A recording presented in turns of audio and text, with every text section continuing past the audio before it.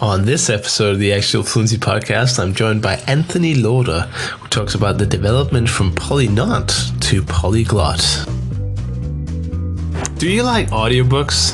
Well, then Audible is for you. If you go to actualfluency.com/book, you can choose a free audiobook from a selection of 150,000 titles. Are you thinking about starting your own language learning website? Then check out HostGator. Use the coupon code ActualFluency to get you your first month for just 1 cent. Get started by going to actualfluency.com/HostGator. Welcome to the Actual Fluency Podcast, the podcast that gives you the tools and inspiration to learn languages faster and more efficiently. And now your host, Chris Broholm. Hello everyone, and welcome to another episode of the Actual Fluency Podcast, the podcast for language learners and aspiring polyglots. My name is, as always, Chris Broholm, and if you have any questions, comments, or even concerns, you're very welcome to email me at chris@actualfluency.com.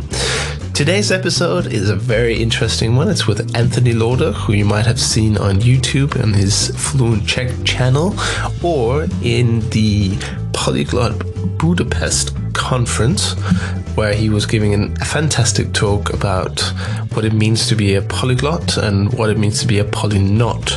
And today we're diving into Anthony's kind of distilled wisdom that he's learned over the years as he's learned himself Czech and is now working on learning himself even more languages. So before I throw you over to the interview with Anthony Lauder, I just wanted to give a little background for this interview because I think you might find it interesting. I originally contacted Anthony quite a while ago and said that I was interested in interviewing him, and he immediately agreed and he said, yes, let's do it. And then, we were both busy, a lot of things came up. And then finally 2 weeks ago, we found a kind of a time where we both were able to do the interview at the same time. And then at the day of the interview, only a few hours before, I get the message that Anthony has suffered an ear infection. And obviously, if you guys ever tried to have an ear infection, it's quite painful to listen to anything, to have a headset on or earbuds. It's all very painful. And to make matters worse, it had burst his eardrum so that he was definitely out of commission for any interview-related activities. And unfortunately, that led to episode 27, along with other, problems. But that led to episode 27, which is this one being delayed for a week. And the interesting thing was then when we tried to record again, when Anthony said, okay, I'm healthy now, I had just been hit with an incredibly persistent cold, which made my voice sound quite, let's just say bad. I mean, you might still detect a remnant of it today, but it's gotten much, much, much better. So I can finally record, and I can also speak for half an hour or 45 minutes without my throat completely giving up on me. So that meant that we had to push it yet another week. And then Anthony was like, oh, crap, I'm going on holiday that week. And I was like, okay, well, I guess we'll never get the Anthony Lauder interview. But then some good things happened. His girlfriend decided to push the vacation a week due to work commitments. And that's how I actually managed to get the interview with Anthony going for this week. But of course, an interview like this with such a backstory is not complete without some technical problems. So during the interview, I actually lost... First, my computer decided to stop recording, which meant that we had to take a 2-3 minute break while I got the recorder working again. And then 5 minutes later, Skype decided to drop the call, and then we had to get that back. And so it was just basically the interview that was never supposed to happen, I suppose. But me and Anthony persevered, and ironically, in the interview itself, we talk about not giving up, and that's exactly what we did today. So I hope you enjoyed the interview with Anthony Lauder, and as always, keep learning and never give up. All right, everyone. Today is the day where we make the impossible happen. I'm finally joined by none other than Anthony Lauder. Anthony is an English expat now living in the Czech Republic, and he was responsible for probably the best presentation at a polyglot event so far, at least. Anthony, I'm so happy we could finally meet up. How are you doing this fine morning? I'm doing very well, thank you. And I must just say about that conference presentation, you're very kind to say it was the best. But in fact, I followed a piece of advice that a colleague gave me many years ago, which is that when you're giving a presentation, the most important thing is to keep the audience awake. Right. So if I kept the audience awake, then I'm satisfied. Oh, people are still talking about that presentation today. Oh, that's very nice. But we won't talk too much about it. I bet you've been asked lots of questions about that already. But and of course, a lot of people know you from that presentation, and maybe some of them have found your fluent Czech videos on YouTube or some of your writing endeavors here and there. But if people haven't heard about you, could you take a second to just go back in time and introduce how did you get into? Well, what's your first experience with foreign language learning, and how did that bring you to a polyglot conference, teaching Czech and learning Czech maybe in the first place? Sure. So I was always absolutely useless at learning languages, and it actually dates back to high school where I was told I had to learn German because the French class was full. So they stuck me in the German class, and several months into the class, the teacher died, unfortunately, and they didn't have a replacement. And so instead, they brought in a guy who was a film fan, and he made us watch all these Second World War movies. Nothing to do with Germany at all, nothing to do with learning German, but we got to see a lot of action movies. And I thought, well, that was pretty useless, but I'm enjoying the movies at least. But I didn't learn any language skills in the slightest. So I forgot about languages for many years. I became sort of a geeky guy doing mathematical stuff, and I became a programmer and worked in that industry for many years until I retired 8 years ago when I was 42. And I thought, okay, best find a hobby. And I decided to do something I was really bad at. Because what's the point of doing something you're good at? There's no challenge. So I remembered back the thing I was worst at school was languages. So I thought, okay, now's the time to jump into it. And I decided I'd been living in the Czech Republic for more than a year and couldn't say anything in Czech at all. I lived in an expat bubble, like most English speakers do. So I decided, time to get on with it. So I dived into learning Czech, mainly by the method of never giving up, which is my primary method.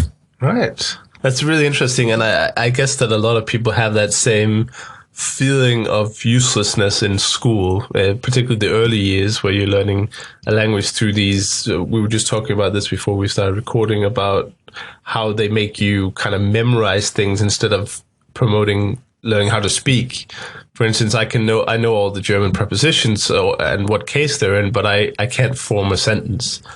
Of course, now it's different, but back then, that was the case. We could do and in English, it was the same. I am, you are, you went through all the grammar kind of horizontally, but we didn't learn how to speak immediately. That was on our own. Is that the same you had?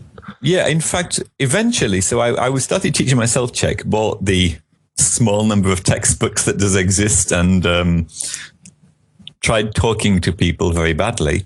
And after a couple of years of that, I decided I would go to university full time. There's a university called Charles University here in Prague, and they have a class where you sit an entrance exam, and they have hundreds of people studying Czech there each year. I took the entrance exam, and somehow I got the highest grade. I don't know how, but you're the top.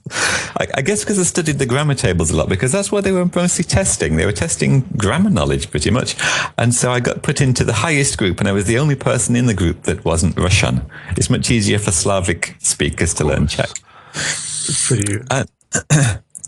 There's a nice joke about that, actually, which is that once a week, well, at least for a few of the weeks until they stopped doing it, we actually had a lesson once a week on how to reduce your Russian accent. Okay. And they said to everybody, you've still got some Russian accent. And when he got to me, oh, well done, Anthony, no Russian accent at all. So, yeah, I'm good at something at last. Thank you for that. And right. But what was important was they kept teaching all this grammar stuff still, and they were teaching all sorts of weird exceptions and things in the grammar. and testing us constantly on how well we were doing in the grammar, and we would have to write essays and so on. But there wasn't very much speaking. Right. And my speaking didn't improve for quite a few months at all, really. It would still be sort of stuttering and halting until I decided, well, look, the best way to get good at speaking is to speak. So I started speaking with a particular friend twice a week, just for an hour each time. Not an immense amount of time, but within about 2 months, the university professor said to me, wow, your speaking ability is going really well. It's a massive improvement. And if I'd looked at the total amount of time I put into it, I would say it had been about 2 hours a week for 2 months.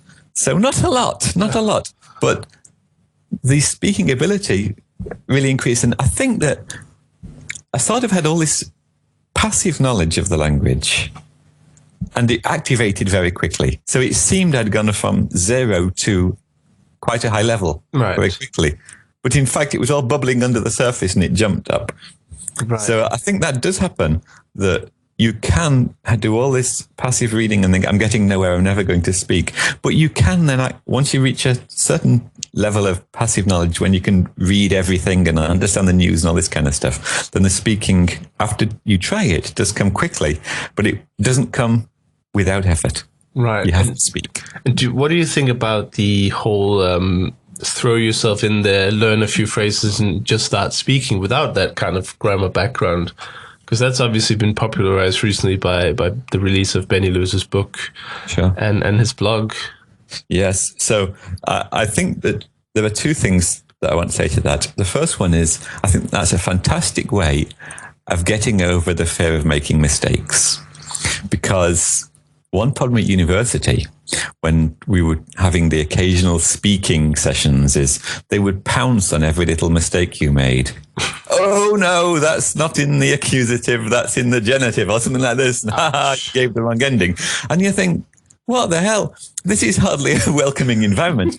When you get out into the street and you know you're bad and you get over the fear, then I think that's a very important step where you think, look, the most important thing is getting the message across. You're not going to be perfect, but you get the message across. And I think that knowing you're going to be bad and just accepting it is one advantage of starting early. It sets your expectations low so you can't disappoint yourself. And I really think that's a very good thing. And also, I've said this to a lot of people, that in reality, most real-world conversations are pretty trivial. They are pretty superficial. You know, a ticket to the town centre, please, when you're on the bus, or can I have a pound of chicken when you're in the supermarket, or so on. Or how are you doing? Yes, I'm doing well. It's not discussing Eisenbaum's theory of metamorphic dualism. No, but that sounds interesting, though. So, you know, this kind of thing is realistic. Most conversations are simple. And one of the things I do, I guess a lot of language learners do this, is when I'm going on vacation to a new country, I set myself a goal of only using the language of that country.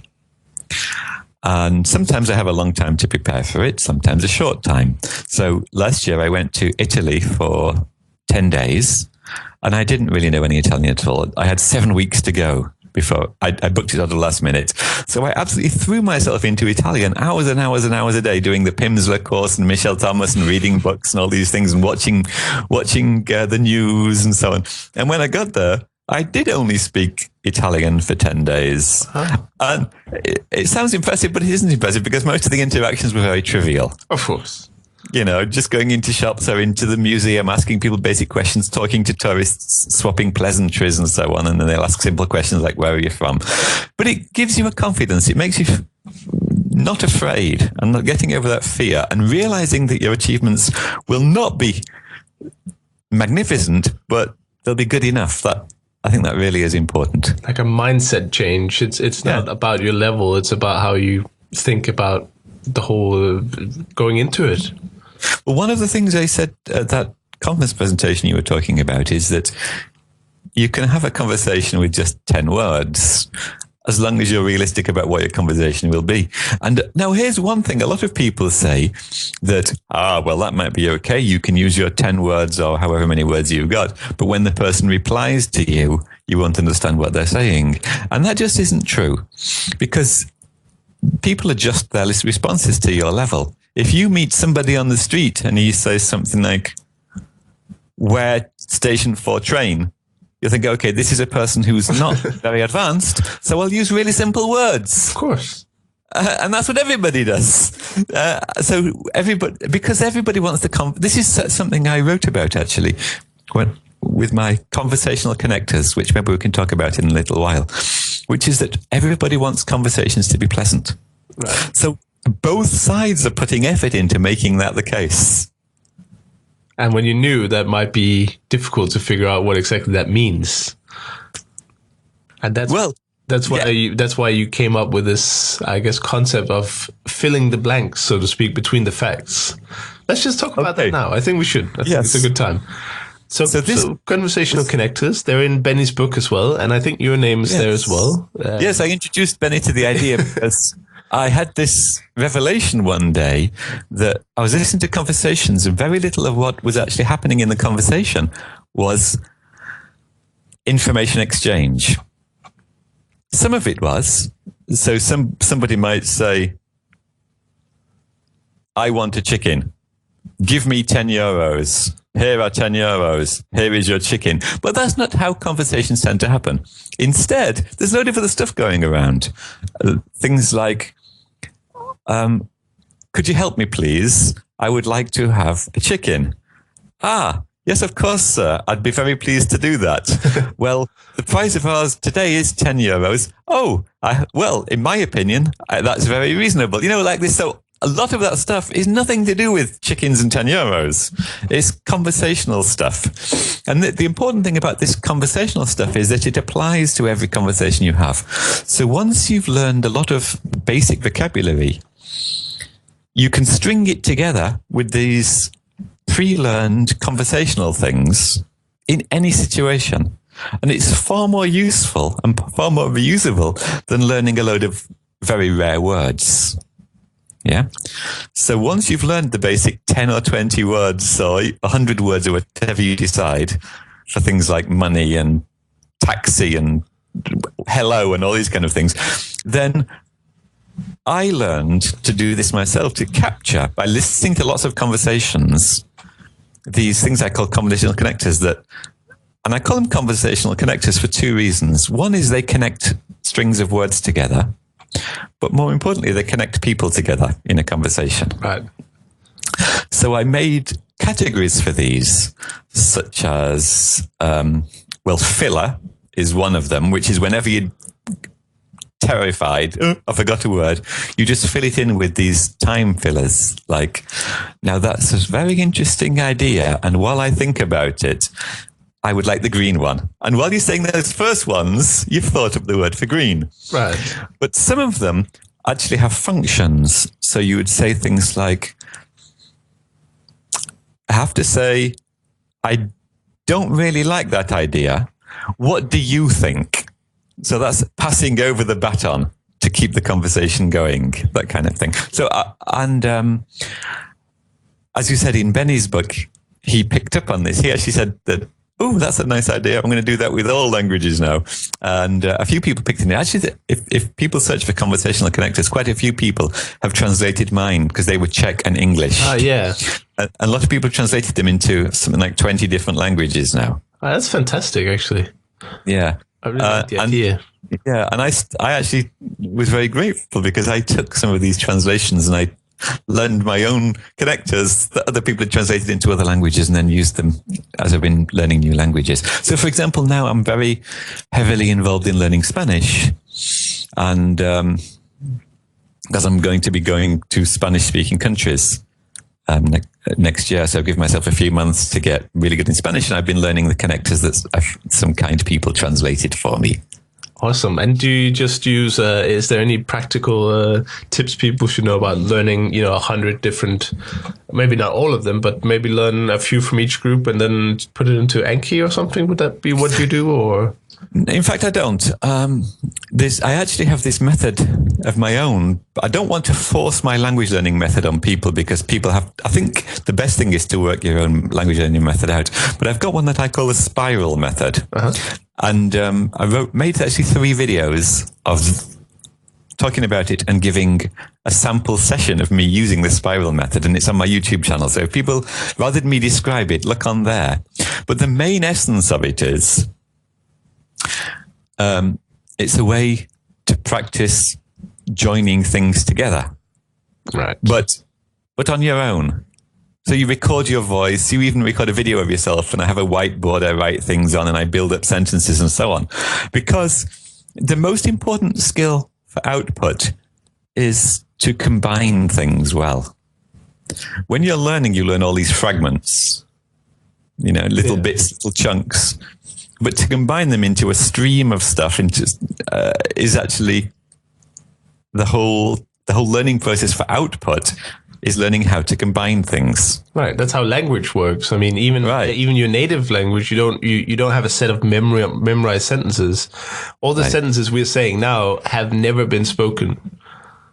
Never. Oh, wow! That's how unique we are. No, that's just brain from linguistics 101. But that's basically the idea that we generate every sentence based on our fragmental knowledge, like you say. We don't remember. Like I haven't memorized what I'm just saying now and then repeating it. So you're saying that we should adapt that for kind of foreign languages as well, and not just do the repeating there. Right. So if you stick into Anki a load of stuff to learn, you'll learn all these fragments. You'll learn all these words or short phrases you put into that, but you will not learn how to combine them dynamically on an as-needed basis. But once you've learned that, then as you learn new words and phrases, you can just plug them in. And this is Luca. Mm-hmm. Talks about this epiphany point where you think, it's all clicking now. And I think a lot of this epiphany point is where you've learned to combine things with ease in the language. And so then he says, and then your learning speed goes really quickly. And what I think is actually happening is because you've learned to express yourself, new words to combine things in a language, new words will just fall into that then rather than being isolated. Right. Yeah. And so I think that this spiral method that I use is really useful at getting you to this ability to combine stuff. Yeah, I'll definitely put a link to it so people can find it easily, the videos, and also I'll try and find the connectors. I found the Czech ones, but I'm sure if I spend a little bit more time, I can find for the other languages as well if people are interested. Sure. So. Sure. I think an interesting question about when you got into language learning is, what made you kind of not accept things as they were? Was it lack of results, or was it lack of results, or are you naturally kind of inquisitive into meta learning and what makes us learn? Right. So, I always need to dig into something very deeply. That's the kind of background I have. I was an academic for a long time, and I worked in research labs in the States.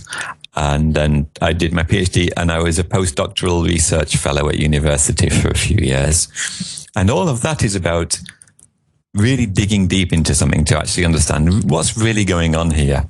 And I thought, look, can I apply the same thing into language learning for myself, such as why am I so bad at talking? So I dug into it, and I monitored conversations and thought about them, and I thought, this connector stuff is real. And from that, then I started getting really into this idea of don't just learn the stuff, but think about it and dig into it. And I found that it actually helps me. Yeah. Right.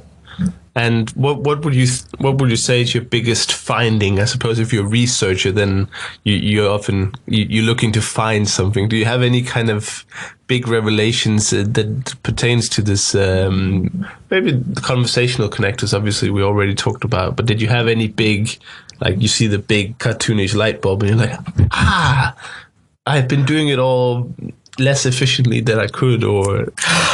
Oh, well, in fact, this is a very important thing, because I made a video interview a few months ago where I talked about this, which is, it isn't revolutionary, but it really struck me. And so that the main way to fail in language learning is to give up.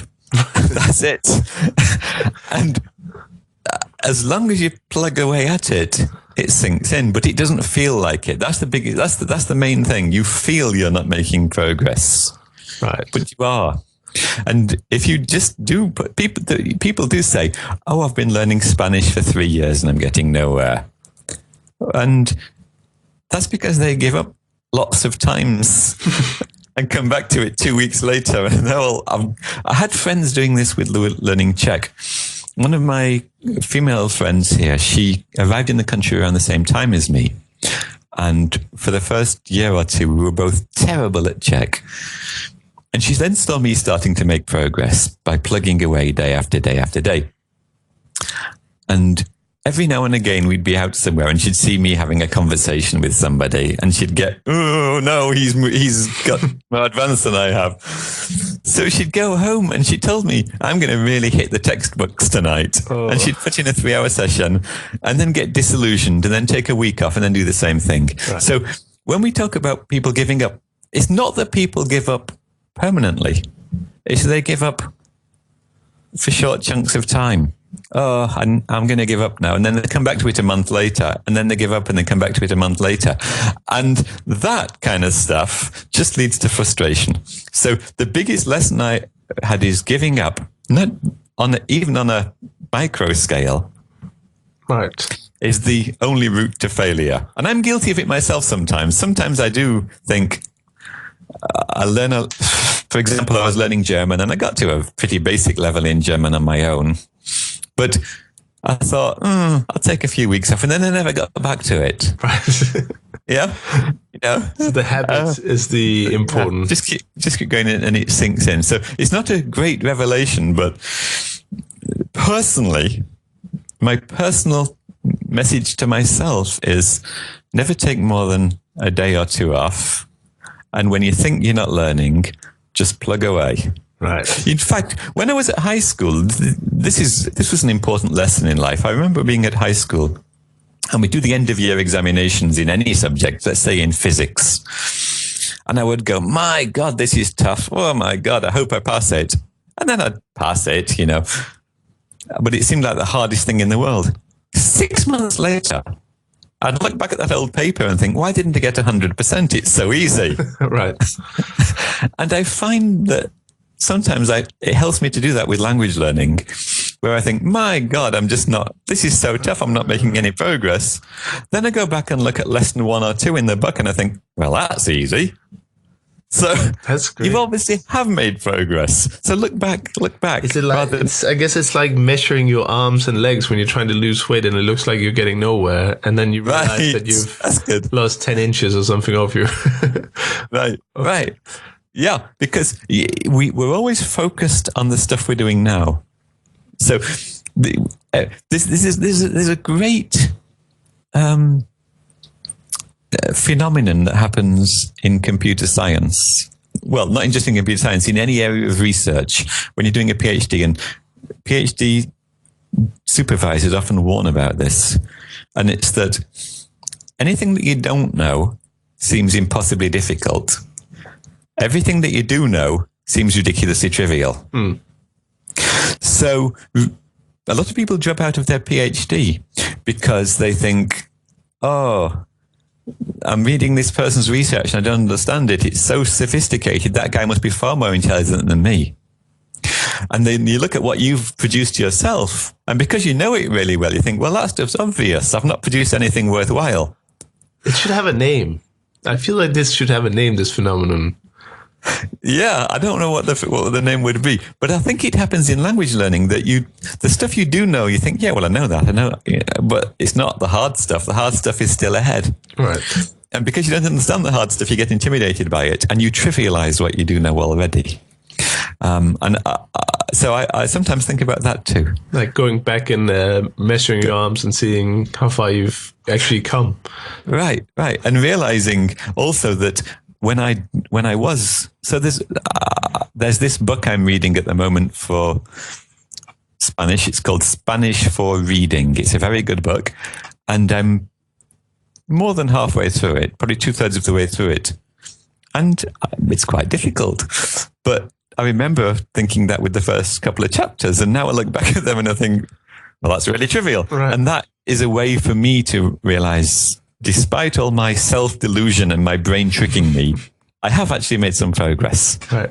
Our brain is fantastically good at deceiving us and giving illusions, whether they are of inferiority or grandeur, but yes, they definitely work. I always think about that proverbial hill where you just keep going up, and you're like, oh, I can't get up this hill because it's too steep. But then you get to the drop point where it's just cruising from there. And would you say that happens in language learning as well, where you reach a point where it suddenly starts becoming easy?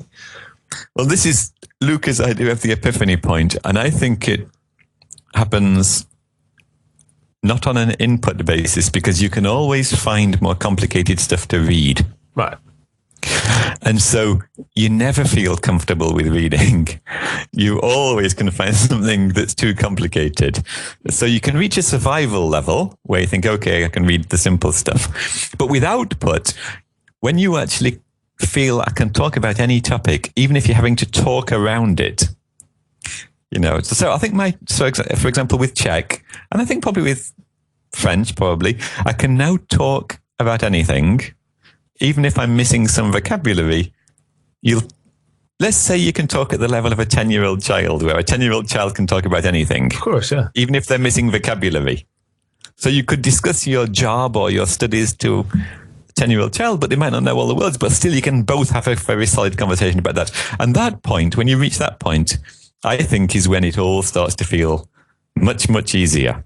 Right, and more natural as well, because more natural. I guess if you think about it, in your native language, there are definitely topics that you don't know the words for. Could be very technical topics, could be very sciencey topics or something like that. And you can still talk around it by using, that thing, or you know what I mean, and again, connectors, right? Exactly. And this is one of the things that connectors taught me, how to be able to talk around topics and slot in your vocabulary, no matter how limited your vocabulary is. So this brings me to fluency. As I said before, I like to really dig into things and understand what they are. And fluency, what is fluency, is one of the ongoing debates. And people get into either very, very heated arguments about it, or they say there are too many definitions, let's not bother talking about it. Right. So I decided, fine, I'll come up with my own definition based on partly what other people are saying, but partly on my own beliefs. And fluency to me relates to things flowing. So it isn't about the amount of vocabulary you have. It isn't about having a native accent. It's about your conversations flowing. Right. So that means, as we discussed earlier, you can keep the conversation going, both for you and the other person. Anybody could have a monologue. And when we record videos of ourselves speaking a foreign language, that isn't a conversation, that's a monologue. A conversation flows between people. So I always see it as flowing to that person and flowing back to me. And it's almost like passing the ball, and we're keeping it flowing. So fluency, for me, is an ability to keep a conversation flowing in a way that is not painless for the other person. Sorry, that is painless. That is not painful for the other person. Yeah. Not painful for the other person. I got that. So if you say,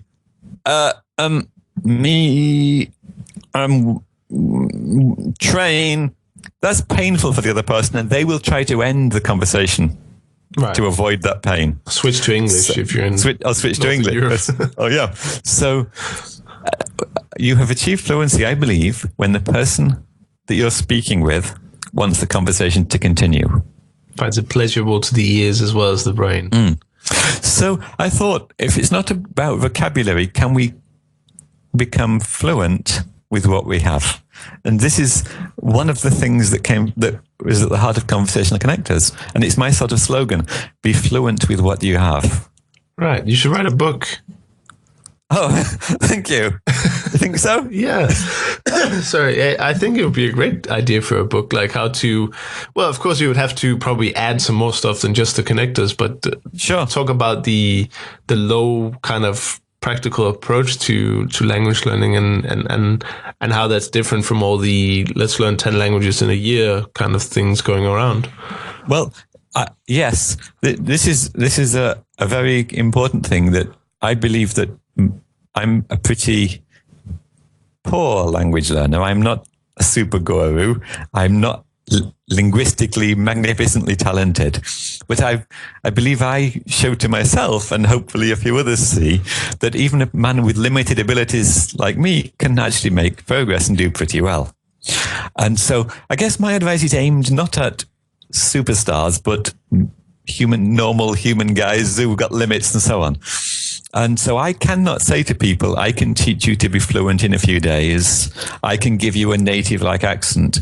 Any of that. I think my advice is, if you're just an ordinary person and you want to be able to have conversations, I can help you get there eventually.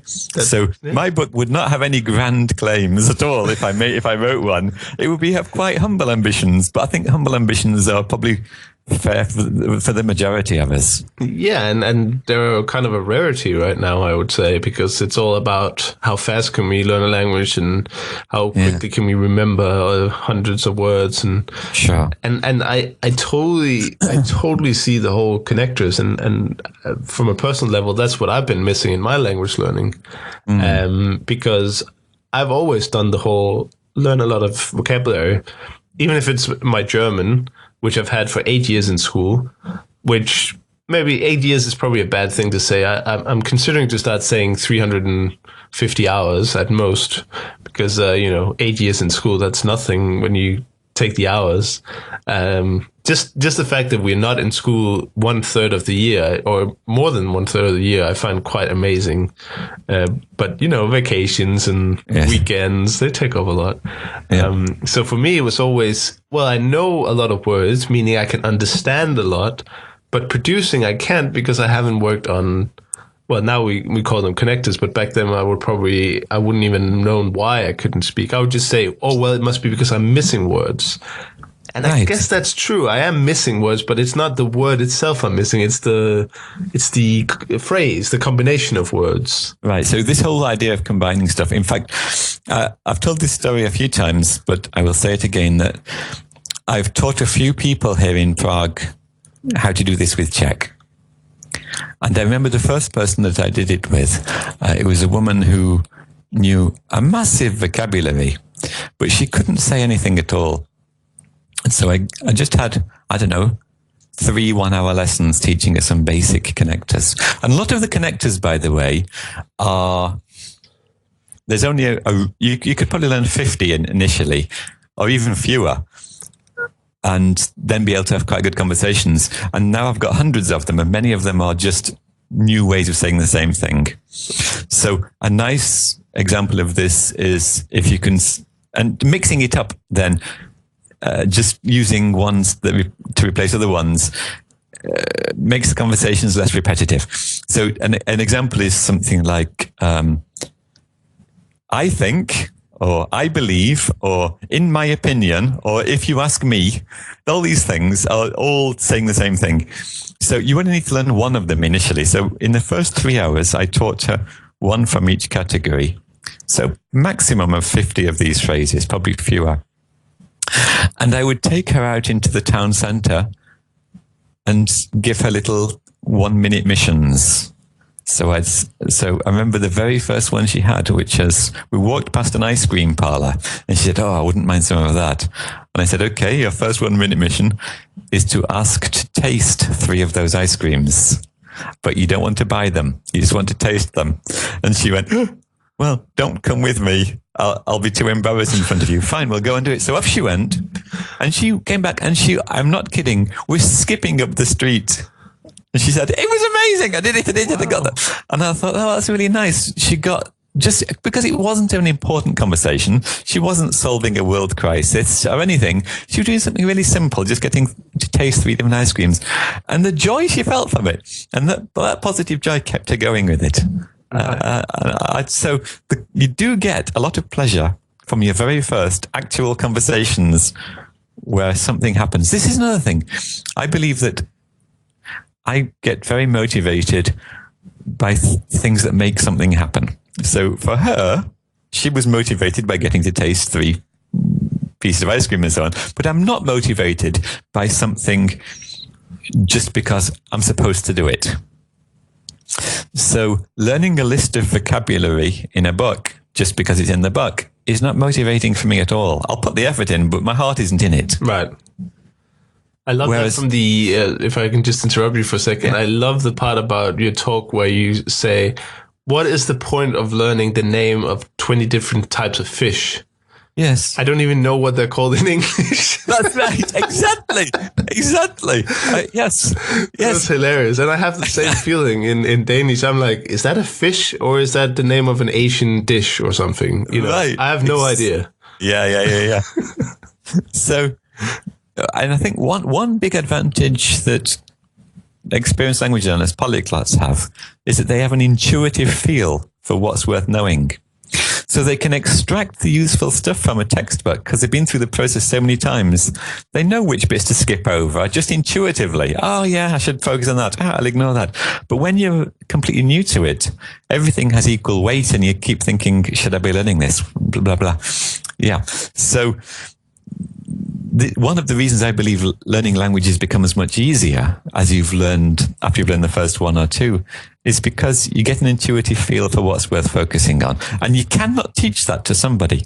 You cannot say to somebody, this is the stuff that's worth focusing on. They have to go through that process themselves. So the first language you learn is going to be a lot of full of self-doubt, but the self-doubt slips away.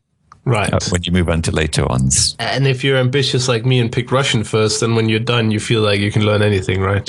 Yes. In fact, I have to tell you that when I was learning Czech, I was crying because it was, some nights I would be crying because it was so difficult. Wow.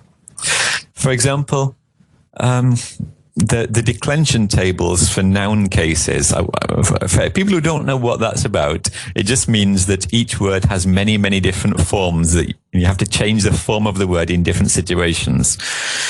So in Czech, every word has 7 different forms in the singular and 7 different words in the plural.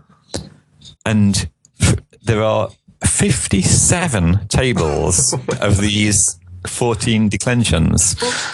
And so there are books with the 57 different sets of patterns in. And to remember all those is very difficult. And to be able to use them just on the fly automatically, to have this automaticity so that it just automatically comes out, it takes a lifetime or longer. And so I was crying some nights with this because it was so difficult. And then when I was learning Italian, and now with Spanish, I'm crying at the pleasure that you don't have to learn that stuff, that it doesn't have those things. Of course, it has its own difficulties, but the fact that once you've learned a word, you don't have to learn 14 different ways of saying it. Right. I was crying with pleasure. Yeah. Who needs that many declensions? I mean, it's incredible. Yes. So actually, I actually do wish that, well, I don't know, learning a totally different language as your first language, learning something like Russian, like you said, it's really throwing yourself in at the deep end. And it is a very painful process. And maybe it would be better to start with a language that's close to your own. So for an English speaker to start with Spanish or French is going to be a much easier journey for them than starting with starting with Russian. However, if you have chosen something that's hellish, like learning Russian, once you've done it, you'll think, well, if I could do that, I can do anything. Right. But you're not often thinking that along the way, though. You're like, no. I need to stop doing this. Yeah. So I would actually say, I would never say I've learned Russian. I've done it for about 6-7 months now, and I'm a very lazy student. So it's not like it's been 2-3 hours a day. It's been a half to a whole hour a day at most. Okay. But what I can say is that if I could go back and do it again, I would probably, like you say, learn an easier language first to get some wins under the belt. Because I think that if I hadn't had the blog and everyone kind of looking at me, then I would probably have given up with it if I was just on my own. I wouldn't be able to summon the willpower. Luckily, I got to the Polyglot Berlin gathering. I kind of joined the family of language enthusiasts, so I had more motivation from there. But yeah, I would probably have given up if I was on my own. So I think it's very, very good tip to start with something. Well, it doesn't have to be, if you're German, it doesn't have to be Dutch. I mean, that's probably a bit too easy. But if you're German, it could be Italian or Spanish or something European that like, they can ease into the learning process. Yeah. But you mentioned going to the polyglot gathering, and I would like to just say one thing about the polyglots that I've met, which is that the really very highly accomplished polyglots are incredibly humble. And when you go onto some forums and people like write very nasty comments and try to make you feel bad about yourself and point out your mistakes and so on, those are usually not very accomplished people. These very well accomplished polyglots that I've had the good fortune to meet, they have been the most encouraging, non-judgmental, nicest people possible. They're very busy, so don't bombard them with 1,000 emails. But if you approach them from time to time, you'll find they're very, very friendly. And any negativity that you get will usually be from less accomplished people. Right. And I think that was one of the big things I also noticed. I went to the Budapest Polyglot Conference, and I was amongst by the least accomplished people there, most certainly. I was, a polyNOT, and surrounded by great polyglots, and they were extremely, extremely pleasant. It's a really nice community. So I do encourage people not to be intimidated and get involved into that community. Right. It's a very humble community. I mean, a funny story from Berlin was that there was a guy there who was traveling around Europe with friends, and he wasn't in the community at all, or interested in language learning. So he actually only spoke English. And I mean, not, I speak a bit of French. No, it was only English. And people were so nice to him, he said, because I sat down with him at lunch just randomly. And I said, well, how do you feel about the whole thing? And he was like, it's awesome, And I was like, so do you feel like learning a language? He was like, no, I guess a little bit. But I mean, the point is that he wasn't totally discouraged by it, even though he never had the interest in the first place. Right. Which I thought was incredible. Yeah. Can you imagine? I mean, I would never go to such an event with one language without knowing what kind of people were there, because then I would assume that everyone was just like, oh, you speak one language. Well, go see some sites or something. But that's totally not the case. And and in that ballpark, are you coming to one of the conferences, the upcoming conferences? So I was actually I was intending to go to Berlin, but then some very unpleasant things happened in my personal life, which stopped me wanting to do that. And the Novi Sad one, it conflicted with some of the plans that I have, so I can't do it, unfortunately. Right. But I do know that there is one in New York next year sometime. Oh, that's confirmed. I thought it was. Well, I just heard rumors about it, but I didn't know it was confirmed. So I may be able to do that. The one difficulty is that next year I will be taking the whole year off to go. Well, I take every year off. I'm retired, but next year I'm hoping to spend the whole year traveling. Right. So it depends where I am. But then Berlin next year could be an opportunity in May. Next year, yeah. But next May I'll be in Patagonia. Oh, that's a bit far then, isn't it? Yes.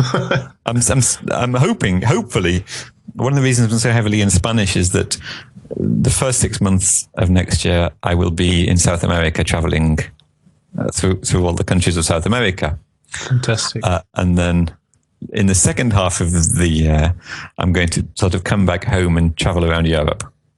Great. But then in New York, maybe I don't know if I can make it to New York. I hope so. But it's, of course, continental flights are usually an arm and a leg. It's getting better, but... Still very expensive. But Yeah. Anthony, I could sit here and listen to you all day, and I'm sure a lot of people feel the same ways. But I want to just thank you for taking the time, and it's really exciting that we actually did make it happen in spite of several illnesses and that's right. Technical. It was very unfortunate because we did have it set up a couple of times, and both of us got sick. That's just but now it happens. Yeah, and I hope I haven't just been rambling too much. But I find this good rambling, and you definitely did the good part. So okay, thank you, Chris. It's very exciting to hear because you're so excited about sharing your experiences. It's not about, well, this is how you do it kind of thing. It's like, oh, I figured this one out and then that helped me. It's not, right. It's not, this is how you definitely should do it and this is the only way. So I just want to thank you so much for coming on, and I'll be sure to put every single resource we talked about in the comments in the blog post so people can watch your amazing talk, which I think has also the record for most slides in a talk ever. 262. Oh, but cut down from it was millions. Well, many more. Yes, I really trimmed it down to the bare minimum to get to 262 slides in less than an hour. Yes. Okay, that's really good. All right, thank you so much, Lauder, and have a fantastic day. Okay, bye-bye. Bye.